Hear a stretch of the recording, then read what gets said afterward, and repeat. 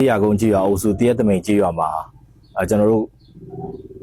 လာပြီးတော့မိဘပြည်သူတွေနဲ့တွေ့ဆုံတဲ့အခါမှာမိဘပြည်သူတွေက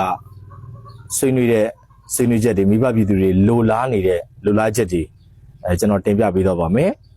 အဲ့တော့ပထမဆုံးအနေနဲ့ဒီတရားကုန်အုပ်စုတရက်တမိန်ကြည့်ရမှာဆိုရင်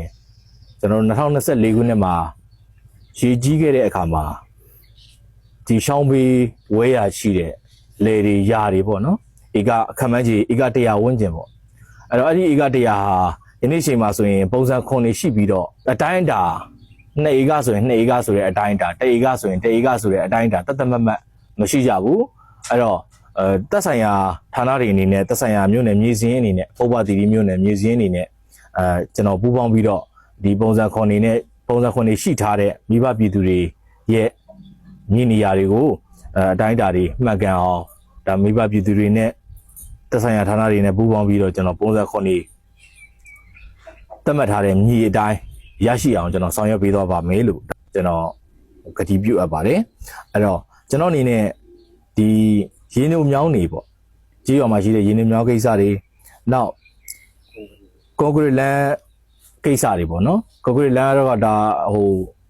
ကျွန်တော်တို့ဇီးကုန်းကနေပြီးတော့ပြမနာထိတွေ့တန်းထားတဲ့လမ်းကြီးရှိတယ်သို့တော့ကြေးရွာထဲမှာရှိတဲ့လမ်းတွေဟာကျွန်တော်သွားရသလောက်ဆိုရင်ဘွက်တွေထနေတာဖြစ်ပါတယ်အဲ့တော့ဒီလမ်းတွေဒါကွန်ကရစ်လမ်းတွေပတ်လည်ဖြစ်မယ်ဆိုရင်ဒါ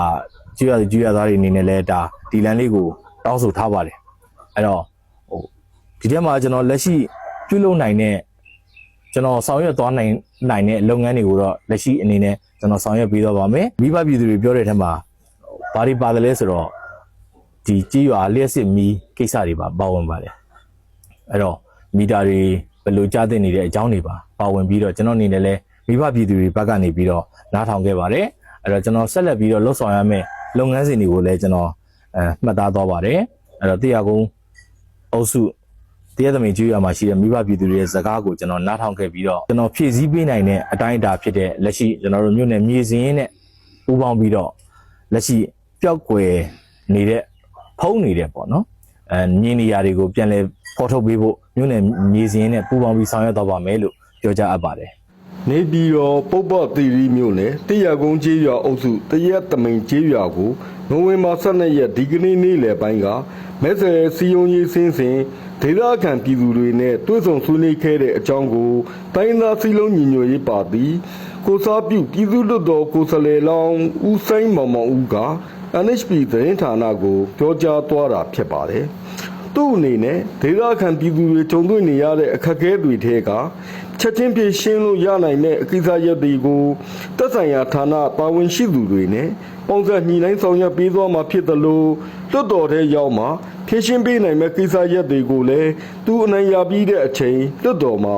ဦးစားပေးတင်ပြဆွေးနွေးသွားမယ်လို့လည်းဦးစိမ်းမောင်မောင်ဦးက NHP ကိုပြောပါတယ်။ရွေးကောက်ပွဲဝင်ရောက်ရှင်ပြိုင်မယ်လွှတ်တော်ကိုယ်စားလှယ်လောင်းတွေအနေနဲ့မိမိတို့ရဲ့မဲဆွယ်စည်းရုံးရေးလှုပ်ဆောင်ချက်တွေကိုမဲဆန္ဒရှင်ပြည်သူတွေကြဲကြဲပြန့်ပြန့်သိရှိနိုင်စေဖို့အတွက်